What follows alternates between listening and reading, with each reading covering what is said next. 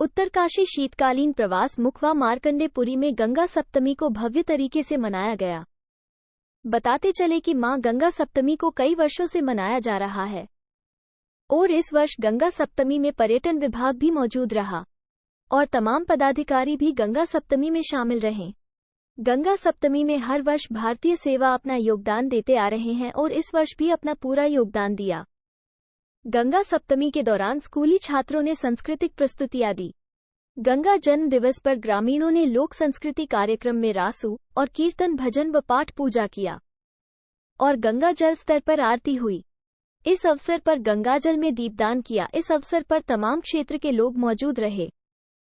गंगा सप्तमी के पावन पर्व पर बोली गंगा मैया की जय।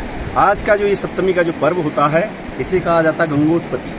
आज ही गंगा माँ का ये जल के रूप में जो हुआ है अवतरण यही हुआ है और इसको हम जन्मदिन के रूप में मनाते हैं। यहाँ पर जितना भी ये गंगा जी का जो परिवेश है जो भी लोग तट पर निवास करते हैं तो कहा गया है कि तव तट निकटे यस्य निवासा खलु वैकुंठे तस्य निवासा। शंकराचार्य जी कहते हैं जो गंगा के तट पर जितने भी जीव रह रहे हैं वो अवश्य ही स्वर्ग में रह रहे हैं। तो यहाँ पर जितने भी लोग हैं हम लोगों की जो है जो भावना है माँ गंगा के लिए सर्वोपरि है और कहते हैं कि जिस देश में गंगा बहती है हम उस देश के वासी हैं। लेकिन हम कहते हैं कि जिस गांव में जिस जगह पर माँ गंगा रहती है हम उस गांव के वासी हैं। तो हम लोगों को यह जो सौभाग्य मिला है गंगा के तट पर रहने का इसको हम हर्ष उल्लास के साथ मनाते हैं और आज माँ गंगा का जो है जन्म दिवस है।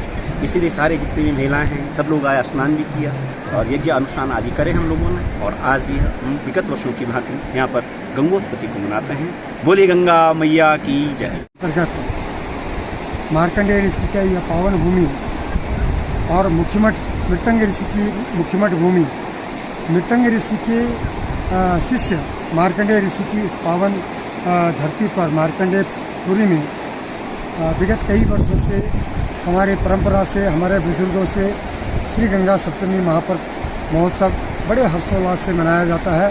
और इस वर्ष भी जबकि जिस दिन से कपाट खुले यात्रा का रूट को देखते हुए ऋषिकेश से लेकर के गंगोत्री तक यमुनोत्री तक जो पूरा जाम है, शासन प्रशासन ने अपनी तरफ से पूरी मेहनत की फिर भी जाम है।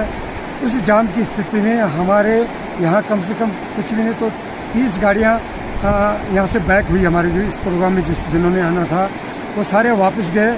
मुझे लगा कि हे माँ गंगा विगत वर्षों की भांति हम लोग इस वर्ष मना सकते हैं गंगा सप्तमी या नहीं मना सकते हैं, लेकिन गंगा मैया की इतनी बड़ी कृपा कि 30 गाड़ियाँ वापस भी गई, हमारी सांस्कृतिक टीम भी वापस गई, गोस्वामी गणेश दत्त के लोग भी वापस गए। तब भी आर्मी हर्सिल की ओर से, झिकलाई की ओर से और समस्त टकनौर, उपला टकनौर, सुक्की, जसपुर, कुराली, झाला, बगोरी, हर्सिल, घराली, मुखवा और छोलमी इन समस्त गांवों के समस्त नर नारियों ने जो उत्साह से